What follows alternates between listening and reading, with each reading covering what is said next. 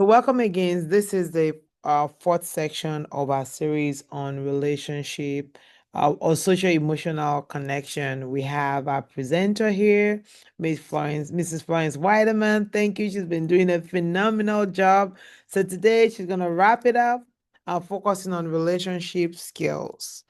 Okay, great. So I'm gonna stop sharing and then share the slide in a minute. Give me a minute. Mm, Trying to find my slide. Let's stop sharing and find the slide. Okay, I see it. Thanks for your patience.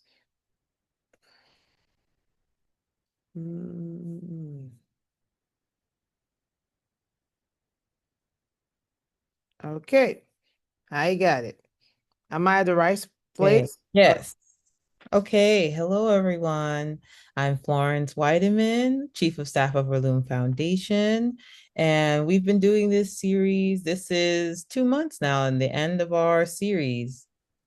So we are discussing relationship skills and how to be better people in the relationships that we have, be it romantic, platonic, or professional relationships, how we can be a better member of our community. And we're going to learn how these can really help us in our communication. Can we move to the next slide? So, communication skills are the ability, are abilities that we really need in order to maintain healthy connections with others. So, with this, they help us in making sure that we communicate effectively. How can we properly resolve conflict? And right, so just because we don't address something doesn't mean we are resolving conflict, right? So, redressing and confronting is necessary to ensure healthy relationships, and how do we healthily confront and resolve conflicts. Resisting peer pressure, so that can also be resistant in like making sure we are doing things that are comfortable for us and setting those boundaries. We are responsible for the enforcement of our boundaries and everything, not other people, so making sure we are maintaining that, and collaborate and making sure we're effectively collaborating. And these skills are really fundamental for success in our home and at work, being able to communicate effectively and clearly establish our boundaries.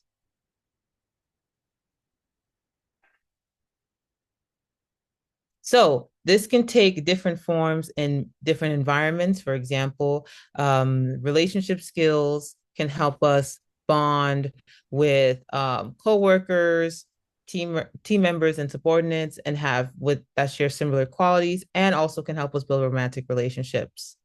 But the way we use these skills can operate differently. So we need to also make sure we are having clear boundaries based on the type of relationship we are in and how to effectively communicate. So we want to also make sure that what we are sharing is necessary for that specific relationship, and we are clear in our communication. So the key is to ensure these connections and build them healthy for the long term.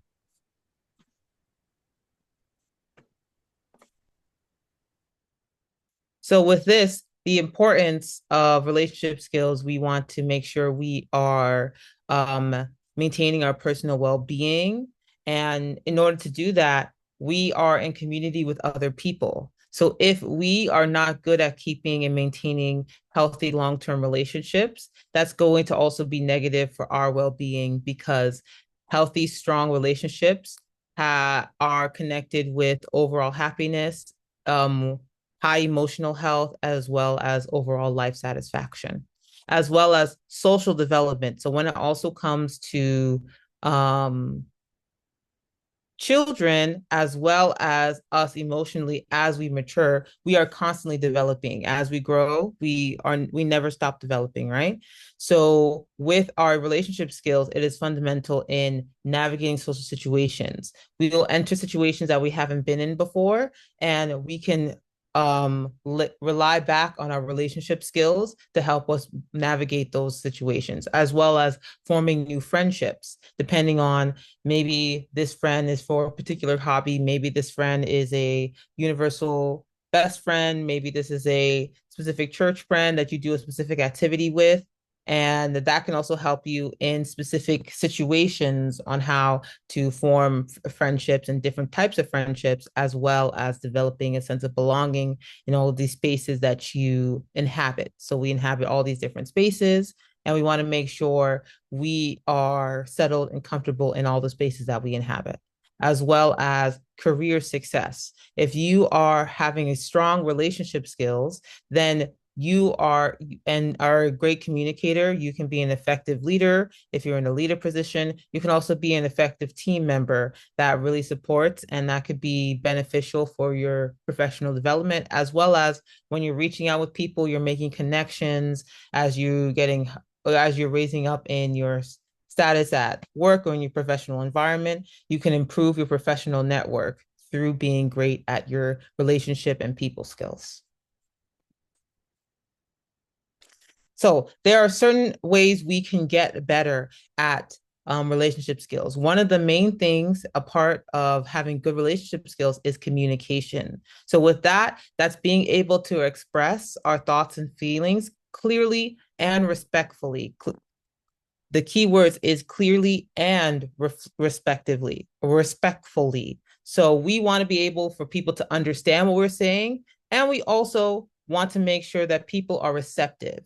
If we say it clearly so that they can understand, and we say it respectfully so that people can receive. If we don't say things with respect, or we say it in a way to them is deemed as disrespectful or criticizing their character, people will shut off and will not receive what we're saying. And that also ties into verbal and nonverbal cues. So if you're speaking to someone or someone is talking to you and you're doing closed off body language, crossing your arms, looking down, not looking at them, looking bored, um, you know, looking at your phone, being distracted, those types of things tell that we are not listening to them and we're not caring about what they say. And that can be harmful in terms of effective communication. So being an effective communicator is also ties into being a good listener, which is also on the next slide. So a good communicator will say what they mean. Let's still keep on the slide.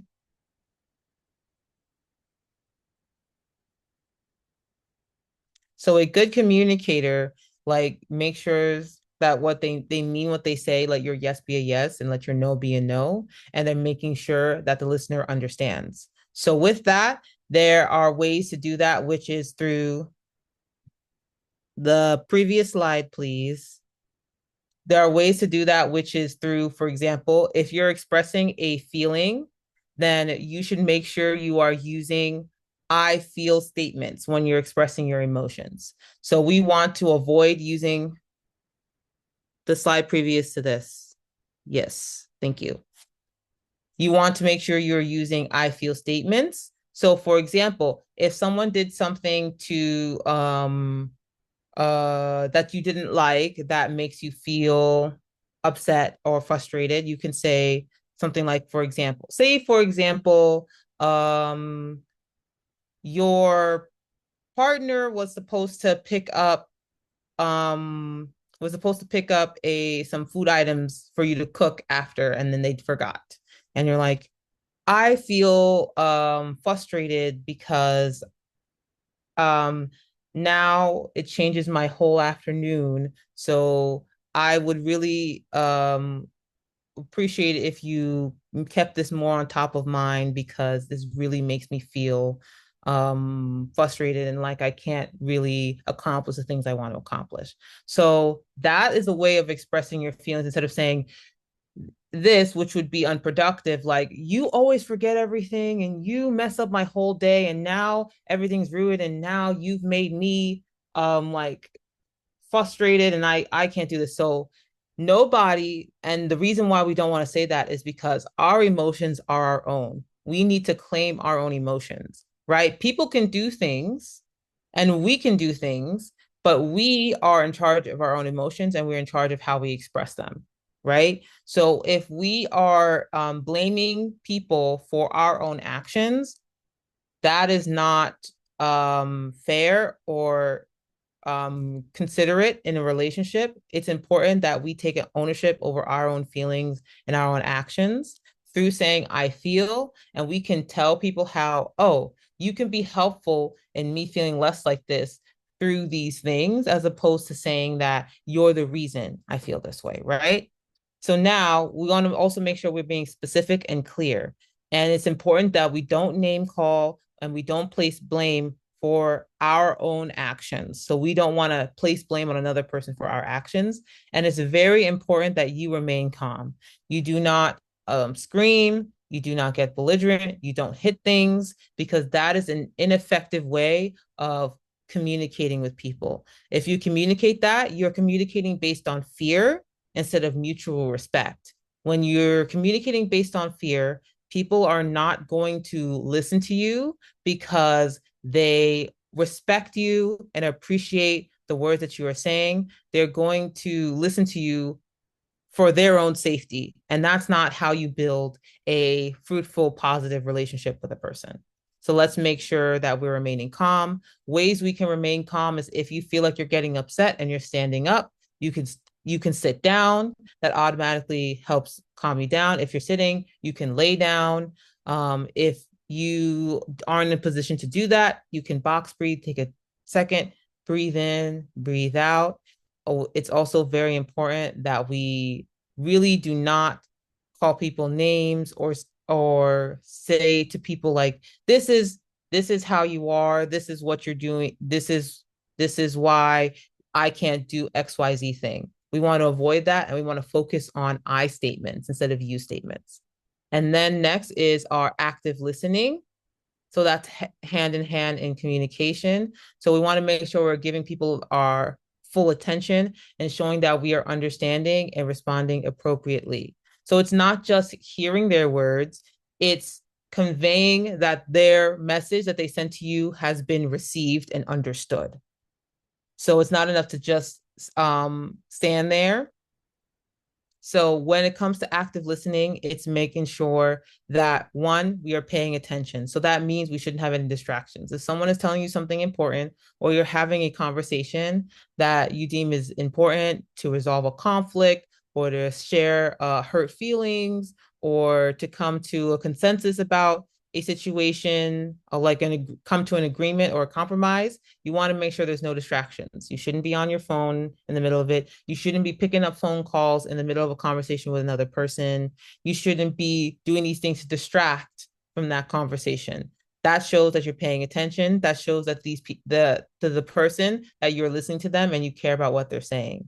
Make sure you're also listening through nonverbal cues, right?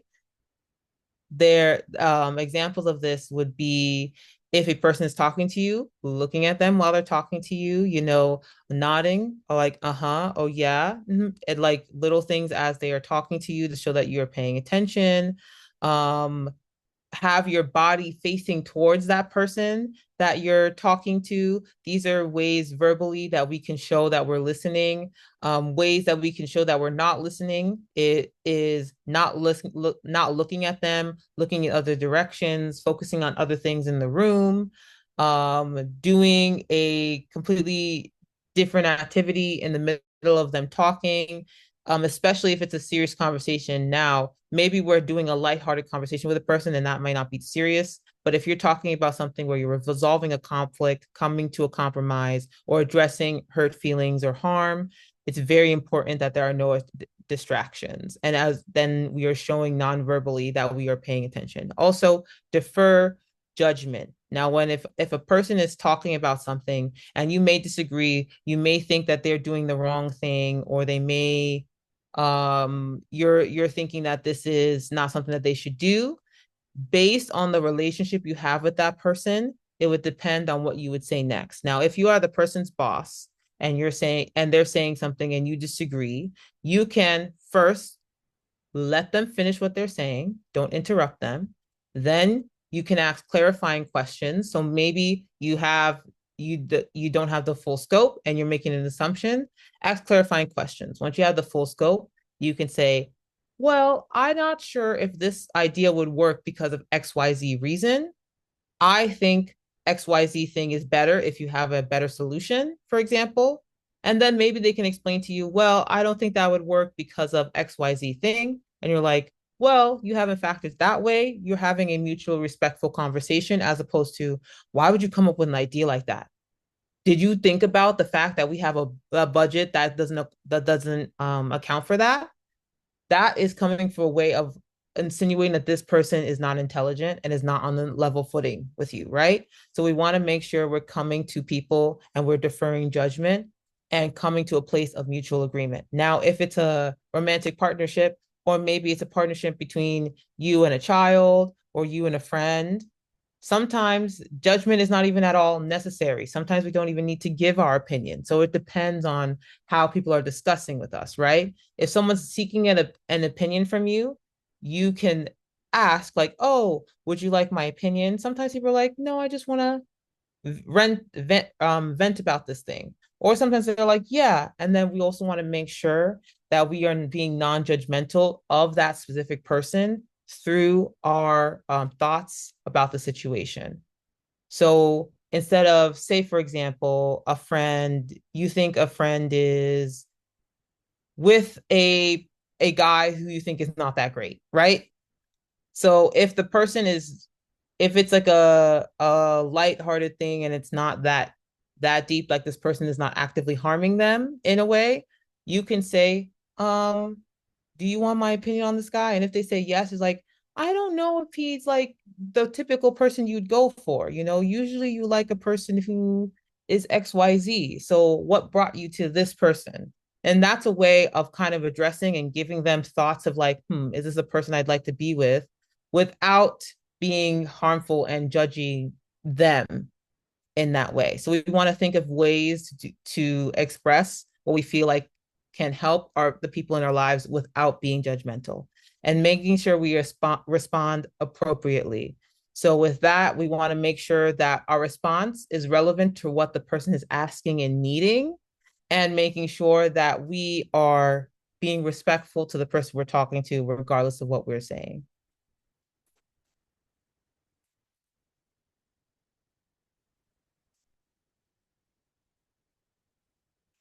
So now there's also cooperation and teamwork. So when we're working well with others, we need to remember that we're working to a shared goal, right? So if you're a boss with a team and they're giving you suggestions, you're working towards the same goal. There's no hostility doesn't need to be there because you guys are all on the same team, right? You with a friend and you're working, you're having an argument or discussion or disagreement, you're working towards the same goal. You and your romantic partner, you're working towards the same goal. You and your kids are working towards the same goal. Once we remember that we are on the same side, we can remember why respect and in difference in opinions and responsibilities is so important. Because if we're on the same team, why we are only harming a successful outcome by fighting each other, right? So we want to make sure that we are being respectful and we're working towards a successful outcome together instead of being hostile and working against each other. So that also comes with conflict resolution. So we want to make sure we're managing disagreements constructively. So if we are disagreeing with things, for example, if we're in a relationship with a person, we first need to evaluate how important is it that we must agree. There's sometimes that it actually doesn't necessarily really require agreement. You can agree to disagree. So say a person is like, I want to go and do this particular thing, or I want to go to this particular church or do this particular thing. You're like, oh, well, I don't think that place is that great because of XYZ thing. Does it really matter? If it doesn't need to be something that is discussed that deeply or shared like this person, you're wrong. I don't think that's right. I think it should be this. It doesn't necessarily need to be something that you're wrong. You're allowed to have two different opinions at the same time. Sometimes that doesn't necessarily mean that a person is wrong, right? And we can also find mutually agreeable solutions. So if there's something where you have to come to a consensus, then we can find what is more. There is a pop-up that just popped up. What is more important? So sometimes, for example, a great example of this is, say you have a lemon and the you're trying to compromise and you need to share the lemon with somebody. Some people say, like, well, fine, we'll cut the lemon in half, and you get half a lemon and you get another half of a lemon. However, did we actually have a discussion of like what each person needs and how we can come to a compromise? What if one of the people in that discussion who needed the lemon actually just needed the rind because they needed to zest it over their meal, right? They just needed the rind to zest it. And the other person is like, well, I'm making lemonade, so I need the actual lemon juice. Well, they both can get exactly what they want if they actually communicate it and say, fine, great, I'll get the lemon juice and then you can get the rind. But there was no discussion created. So each person only got half of what they wanted, right? So we want to make sure we are discussing like what are the actual concerns so that we can come to a mutual conclusion. That also actually does mean that we need to express what we need as well as other people express what they need. And we also do need to trust that people are expressing what they need. So if someone is saying, oh, this is fine, we cannot force people to speak if they don't want to speak, right? And we need to say our Really, pack up all my books. we need to say we need to say our truth as well. For example, if we're going to all see a movie and people are arguing about what movie to see, right? Um, if you don't say your opinion, then you will not have the opportunity to get the best result, right? So it's very important that we say what we're really thinking, as well as we can ask clarifying questions. Because, say, for example, someone wants to watch um, a Pixar movie and other people want to watch an action movie, right? If we do a raw vote, maybe it says that more people want to watch the Pixar movie. But if we actually say like how people are actually feeling, maybe some people are like, I want to watch the Pixar movie, but I won't be that upset if I watch an action movie. Whereas the action movie people are like, I really, really want to watch an action movie and I'd hate to watch a Pixar movie. That way, maybe we're like, well, even though less people are more gung ho for the action movie, more people overall will be happy with an action movie. That's the idea. We want to make sure we are coming to a conclusion that is beneficial for everyone and helps maintain those relationships. Thank you. Do you have anything to add, Dr. Sherry? No, I mean, the points you've been making have been really excellent. And, I love when you said we need to claim our own emotions. It doesn't matter who or how the emotion came about, we have to take ownership of them. And the high word is really the high phrase, I feel phrase is really important. And it's something I'm honing day by day and really being intentional, even in my communication, whether it's at home with my children or my spouse or even at work. I actually use one of those techniques that we've been learning at work today to really go into every conversation with an open heart and really with a willingness to like change my opinion if the person's really come with something that makes sense. We're part of a team. So I was in a meeting today, and without divulging all the details of it, one of the staff that is under someone I direct supervise was supposed to be placed, given a particular assignment. But a direct supervisor felt that assignment shouldn't be given to her. And I know that our decision was based on something that is false, based on the conversation we had. So going to that conversation, I felt like, okay, that person should be given that assignment. But in my heart, I still believe like if she feels strongly about it, I will let the supervisor have her way with a direct report, and then I'll just set parameters for next time and be like in the future, if you're going to like deny someone a particular assignment, you have to be ahead in documenting things they have done not to be able to qualify for that. So that when you come to me, you give me reasons why you're making those decisions. But my whole self will have been like, you're wrong, you're wrong. She's getting it. You're giving it to her. That's it. I better you your decision. But I think she was even shocked when I said that. She was like taken aback, and then she said, okay, okay, okay, Dr. Sherry, next time I'll really make sure I make my documentation clear to you. So yeah, so it works. Thank you, Florence. Yes, of course. And then in terms of building relationships, and so the relationships that we have, we want to make sure we're maintaining them, and the relationships that we want to cultivate and build, we want to make sure we are building them properly and with a good foundation. So that is making sure we're building trust and empathy in those relationships. And how do we do that? One, we be authentic. They have a relationship with you. So if you are putting up a false version of yourself, that's not a relationship with you. That's a relationship with your representative. So in order to have a relationship built on trust, you need to be authentic. And then, so that doesn't mean if you want to just keep the peace, just being a false version of yourself and stuff like that, that doesn't allow for true relationship and true relationship building. In order to be in true relationship, we need to truly be ourselves. That also means being reliable and consistent. If you say you're going to somebody's event, you should try and make sure that you're going, right? If you say you're going to pick somebody up at a certain time and then you last minute cancel, that's being inconsistent. So we want to make sure that we are being consistent with the people in our lives. We want to make sure that we are being reliable. So if we say we're going to do something, we make sure we're doing those things. Let your yes be a yes, let your no be a no, right? And then also communicating transparently. If something is bothering you, it is your duty to say it to them, right?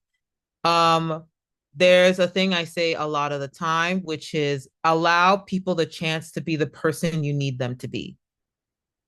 And what that means is to tell people how they can be a positive person in your life. Not everything is automatic, not everything is assumed and known. Some people are raised a different way than us, and they are taught that this is a great way to show up. And for you, it might be different. So it is our job to make sure that we are telling people how they can be there for you. So, for example, maybe you have a person who is more extroverted than you, will talk over in conversations and everything like that, and you feel like you have a hard time getting a word in. You can speak to them and say, like, hey, I love spending time with you. I think you're fun and enjoyable. I love talking to you. It's just, do you think is to like speak. It's hard for me to like, jump in when everybody's like talking and everything, and I feel like I can't be heard. And they're like, oh, okay. And then they can be there for you more in that way. And also, when we are communicating more transparently, we can know who are the people in our lives who genuinely also are showing up and caring for us. Because if we state a very reasonable need for how we can have a better relationship, and they refuse to do it, you have your answer either way, right? You have your answer about whether or not how this person can show up for you in your life, and then now it's your responsibility to decide if that's okay and what they can offer you is enough in that relationship, or if this is a relationship you want to continue. And then if this is a work relationship, you can also just understand this is the parameters and limits for this specific person, and I know what they can do, and this thing that I requested is not something that they can do. So it also either way gives us our answer, as well as making sure that we are being accountable. So if we say that we're going to go somewhere and then we can't, we are being accountable for our actions and saying like, I'm sorry that I couldn't come to the event. I know I said I would. This last minute thing came up. I will make sure I don't make a habit of this. I hope this, or call ahead of time, say sorry I can't come.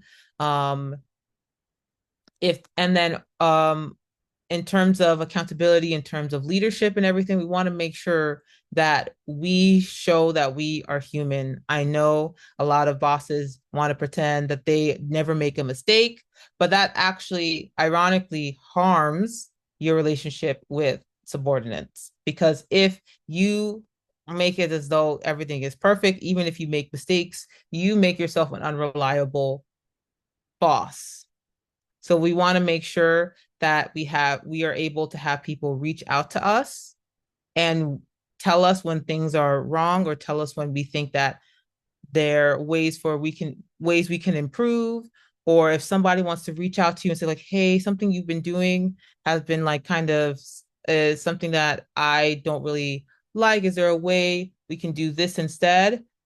That requires you being accountable. That doesn't necessarily mean that there's anything you're doing that is actually mean or harmful. That just may mean what you're doing may not work for that specific person. And that's fine. So we want to also make sure we're not taking those things personally and we're holding ourselves accountable.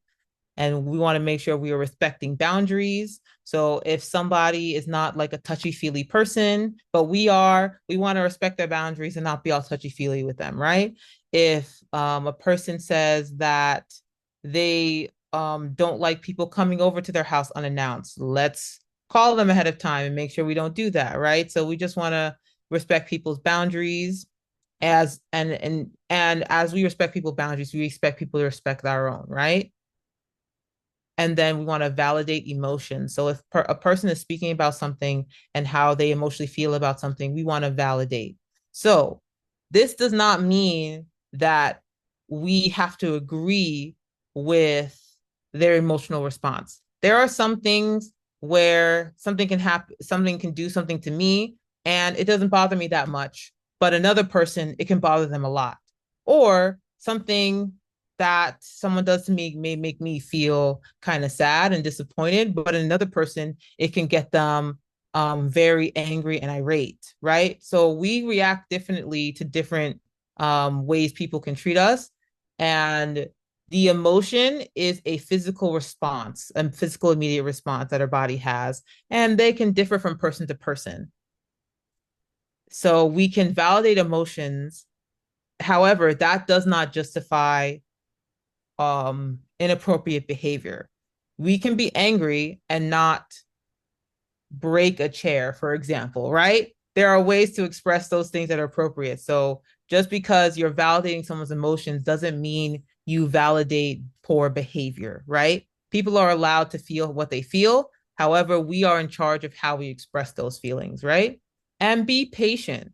So if we are deciding to be in relationship with a person, and no one we're in relationship with is going to be perfect, there will be flaws in every single person. We need to decide, is this a flaw that I can deal with, right? Is this a flaw that I'm okay, that I can live with this person? And if it is, then we need to be patient with them, and we need to not like constantly be bringing up all these issues like, you need to be like this, you need to be better, you need to be this, you need to be better. Sometimes we need to also accept that person and then be in community with them in spite of. For example, I have a friend who's pretty fickle and will like make plans very, very last minute, or will cancel things last minute. Now you can decide, I can't be friends with a person like that. I can't deal with that. That's fine. But if you're going to be in a relationship with a person like that, you just need to accept that that is who they are. Sometimes give them the invite and claim it's 30 minutes earlier than it actually is. You can work with that and learn to work with that person, because there's certain things that can be really hard for a person to get over, and we can learn to like work with that person if we decide to be in relationship with them. That felt like you wanted to add something, Dr. Sherry.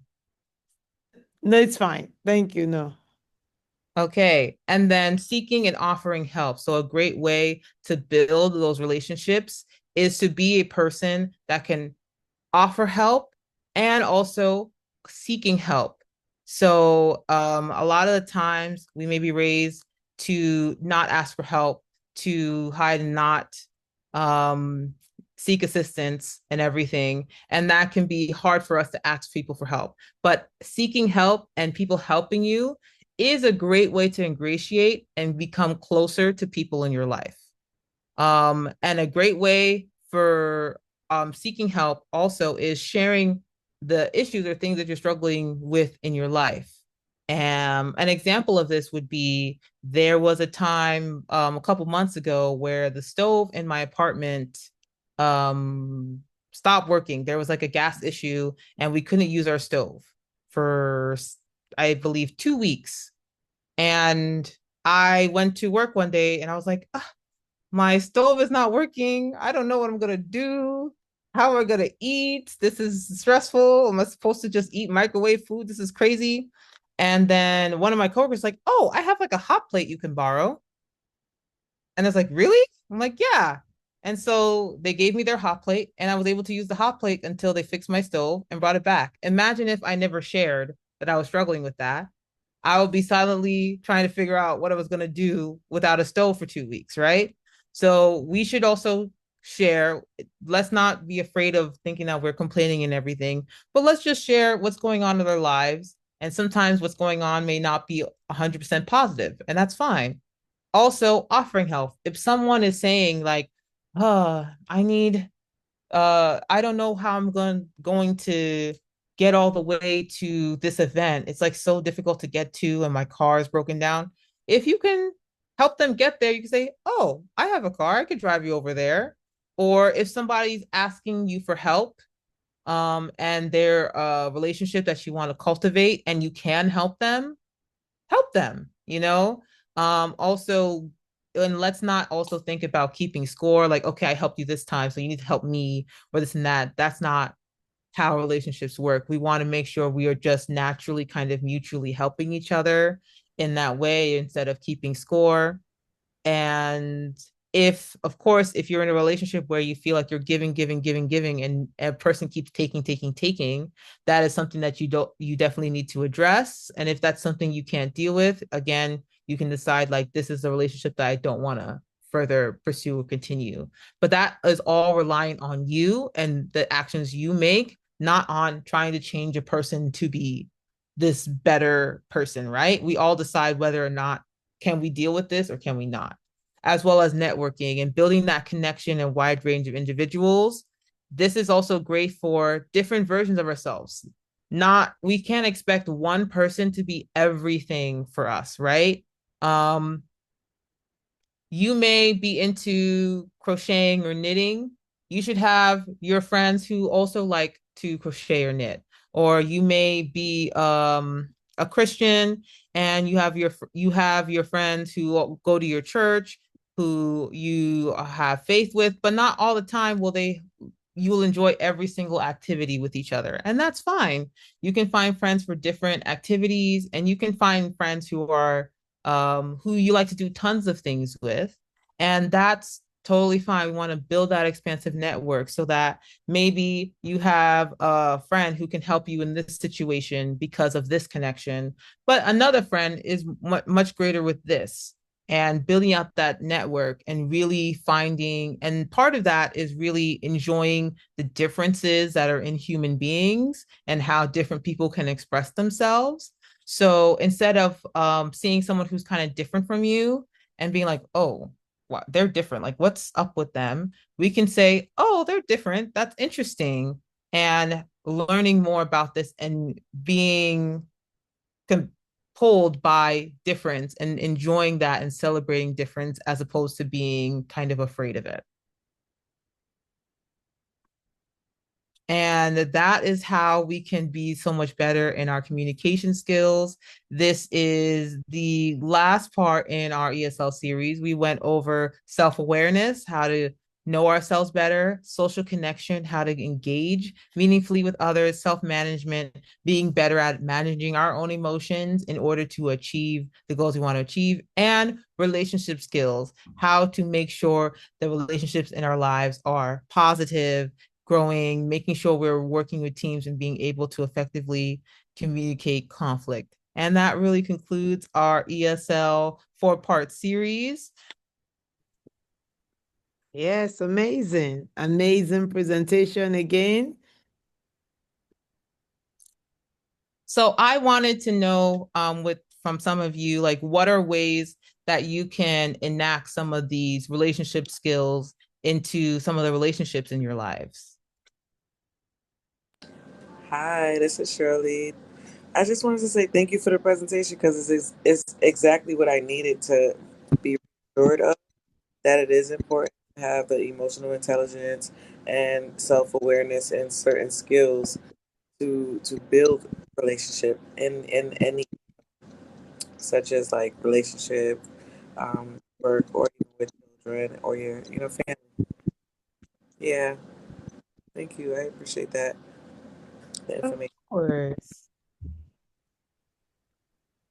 Okay, I can start to talk about some of the ways I've been implementing it. I gave you one example for work, and even for my personal life, one of the things I've also been doing is to even take it to another level and thinking of when I have a particular reaction to something, start thinking, why am I having that kind of reaction to that thing? Like you said, sometimes people will have different reaction to different situations. Something that will bother me may not bother you as much and things like that. So I started to think, one of the things that bother me a lot is if somebody is trying to question one way or the other my intelligence in a very sarcastic way, or if someone tries to question my honesty, like you go to a store or something and they start asking you question that makes you think, not necessarily that's what they're doing, but makes you think they don't trust you or they're trying to inquire. So that just always just gets me really.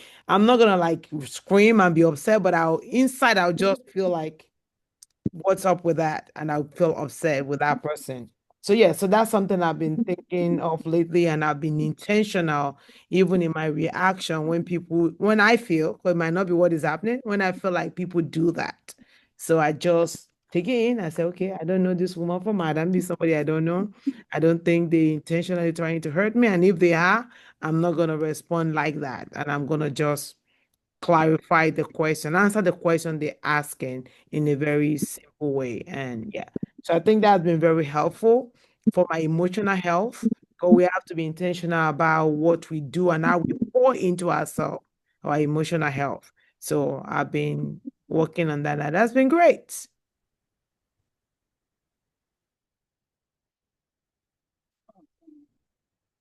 I can go. Okay, Um, Aliyah, and then Sister Rosie after Aliyah, because I see Sister Rosie's hand is up. the part where Florence was talking about asking your friends for help and letting them show up for you in ways that you wouldn't expect. I think that was really empowering for me. Um, I have a tendency to think like, oh, I don't want to be a bother. I don't want to like cause a problem. So like I won't ask for help or I'll just be like, oh, it's fine. I'll figure it out on my own. But giving my friends the opportunity to like show up for me in the ways that I need it or giving or even just giving them the opportunity to say that they would be able to support me even with something as simple as, oh yeah, I'll come see your show, or oh, I saw that you needed like lunch, so I packed an extra one. Something like that. I wouldn't even normally I wouldn't have the courage to even ask people to show up for me in that way. But being able to be friends with different people and allowing them to step in for me in that way has been really empowering. So I really appreciated that part.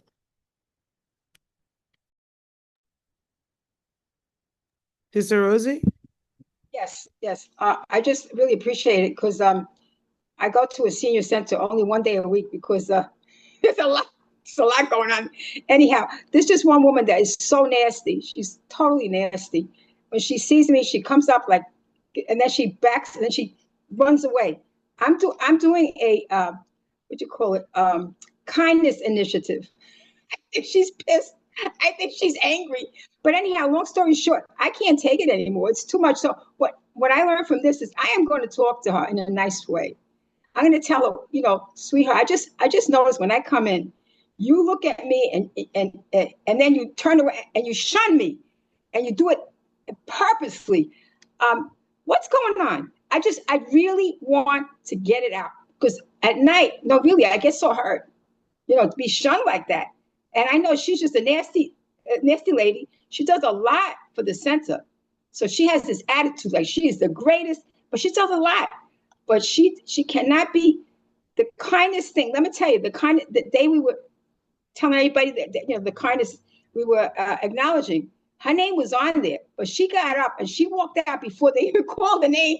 But anyhow, I thank you because I am going to confront it in a nice way because I take it home with me, and then at night it hurts me terrible to have to go there and be shunned like that. She does it purposely. But anyway, I just so let you know. Thank you.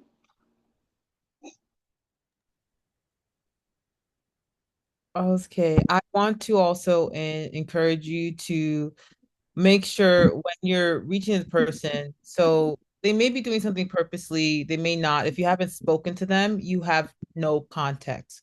For all we know, she may have thought something you did was harmful and you don't have any idea. So we want to make sure we're coming to her and saying like, "Hi, how are you? What's going on? Are you okay? How this and that? I'm this I appreciate what you're doing for the center. I would love us to have a better relationship. Is there a way I have potentially harmed you in the past? Because I don't know. It seems like you're kind of being a little hostile to me. Maybe I'm reading things wrong. So that's a way that you can come in where she may be open to say something as opposed to a way where she would immediately close off and say, nothing's wrong. I don't know what you're talking about. Do you know what I'm saying? I don't know if I want to hear what she has to say because no, serious. I want to tell you something. The last time we had the kindness thing, I knew she was sensitive, and I wrote a whole bunch of notes for her to put it on the board. How she does this, she does that. I go out of my way, and not to say I'm perfect. I don't know what I've done, but anyhow, I hear what you say. I have to be open. I don't want to sit there and her hit me. Some other, but anyhow, I hear what you're saying. I have to be open. Is there some way I offended you? Oh my goodness. Should probably find something. Too much kindness. I don't like it. Mm. Well, we show our kindness when it's hard, right? Are we kind when it's just easy to be kind? We show our kindness when it's hard to be kind. Mm. So that's why I would encourage you to like try and do it even though it's hard, because that really shows when we're truly being kind. Absolutely. I And then did. remember what she said, we're communicating clearly to be understood. We're communicating respectfully so that it will be received. And we're not using closed up body language. Okay, Sister Nicole, you have your hand up? Yes, hello. It's been so wonderful being here. And going back into to work next week. This is going to be very, very helpful. Um, Remembering also the value, what we value is relationship, right? That we want to have a good relationship, and what we want to have, what I want to have with my students, with my coworkers, and kind of leading with that and taking the back seat as far as listening. Well, a lot of the students may be coming in with all kinds of issues, and I may just be the recipient of the anger at that moment that has absolutely nothing to do with me, but it's coming towards me at that moment. And they may not recognize that it's been harmful to the relationship.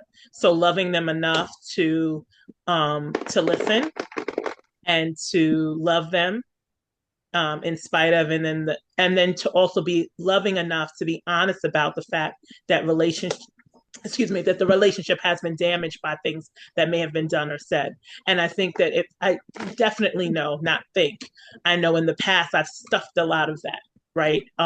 Believing that as a believer, we just take it all, we just carry the weight of whatever damaging behaviors. But to be honest and to be authentic before the Lord and before someone else gives them the opportunity to grow and the relationship to grow, and for me to heal as I speak my truth. So in love, speak my truth in love. Yeah. Yes, I loved what you said. Even with children, it is important to tell them when they've hurt your feelings and harmed you. Sometimes people are like, kids can't get to me, they're just kids in that. But if we don't explain to them why things are harmful, they're going to think that it's okay. Absolutely. And we can also teach them a very healthy way to address conflict by telling them clearly and have like, hey, you doing this hurts my feelings and it's harmful. Would you like that if someone did that to you? This is not something that we should do. And I want our relationship to heal moving forward so that we can have a respectful communication. And that I love what you said because it's really good because they're learning to be humans for the first time. So we could take that as a learning lesson to teach them how to be better people as opposed to either them acting as though it's okay because they can get away with it or harsh punishment and they are just like using that as a negative tool as opposed to a restorative tool. Mm, Yeah, great restorative. point. Great point. Restorative. And also bringing back one of the points you made earlier, you said allow people the chance to be the person you want them to be. And part of the steps to doing that is actually telling them how they make you feel. This is my feeling, but I want you to know. And also, if they're children or people that we can speak and let them know, oh, these are ways that you can support me. These are ways that I want you to speak to me, things that can be helpful even in my emotional growth. Yeah. Yeah, I don't know if we have any other person that would like to say something. We have 8 minutes left. We want to value people's time and respect their time. Anybody else? Okay, you can put your comments in the chat, and that is fine. For those of you that came in today and those that have registered for past event, I'm gonna send, I know I haven't sent the part two, my apologies. I have to do the part two, part three, and then part four now. You will get all the three links. Actually, I'll just send the four links again so that you can review it. Because it doesn't make sense to learn something and we forget about it. And the only way statistics show that when you learn something within 3 to 5 days, if you don't revisit it, you're going to forget it. That's why it's important when you learn something new, try to use it right away or write it down. You can say, I was taking notes, even though I have the PowerPoint. Because part of taking notes is another way of learning and reinforcing what you're learning or saying it back to yourself or saying it back to someone, and that reinforces it. So I just want to encourage you because the goal is to become a better version of ourselves so we can have better relationship with each other and make our community better, right? So just want to encourage you to do that. So again, let's thank our presenter, Florence. Thank you. Thank you. I don't know, acknowledge all of our first time, people that are coming to this platform for the first time. Miss Sheila Brown, thank you so much for coming. No, it's not Sheila, Shirley Brown, right? I know we have that's Shirley, right? That's Shirley Brown. And then want to thank Miss Ifine. Thank you for coming. I see you, Miss Pauline Hunter, all the way from North Carolina. Thank you for joining us.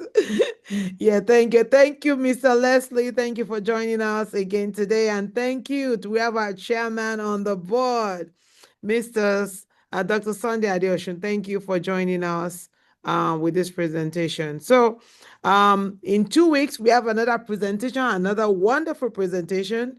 If you guys have anything in particular you would like to learn, let us know. Since we just finished a series, we're going to start a new one. Once you let us know, we'll make sure we'll develop something. And Sister Jennifer Bennett, I see you. Thank you for joining. And the Nigerian team, Mr. David, Miss Roslyn, thank you so much for joining us. And Sister B, you're on vacation. You still join us. Thank you. And our consultant, Miriam, thank you for joining. Truly appreciate you. Thank you, Florence. Let's do the announcement and we can give people back maybe maybe 3 minutes. We want to making a We can connection. share the screen. Yes. So making a connection. So this is one of our newest program that we've been promoting and really supporting the community. And if you have any platform where you deal with young young youth between the ages of 15 and 24, you can send them our way, especially if they're new in the country, less than 5 years. So we're supporting them with mentorship. Each of the student, they will have like a case manager that supports their case.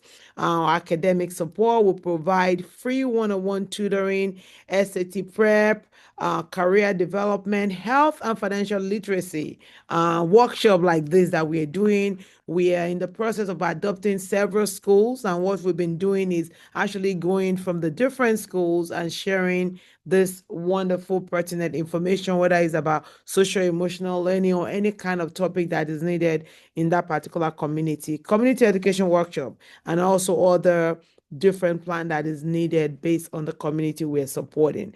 So spread the word. If you have any platform that you need us to do this presentation, we do in person, we do virtually. Actually, Mrs. Weiderman, she's coming to present to the team from the Office of School Health, the high school nurses. She's coming to talk on social emotional learning tomorrow. So we can't wait to have her presenting to our nurses that work in the New York City school. So, okay, so that's about it. Thank you so much. We do appreciate you and really honor you for coming and joining us. So check us out in all of our social media handles. Check us out on our website. We meet on this platform second and fourth Monday, and we try not to keep you for more than an hour. Because we want you to go back to your family and practice what you learn, right? Okay, thank you, everyone. Thank you again, Florence. Thank you. Sister Thank Nicole, it's you. nice to Thank see you, you. everyone. Thank you. You're welcome. Bye, everyone. Bye.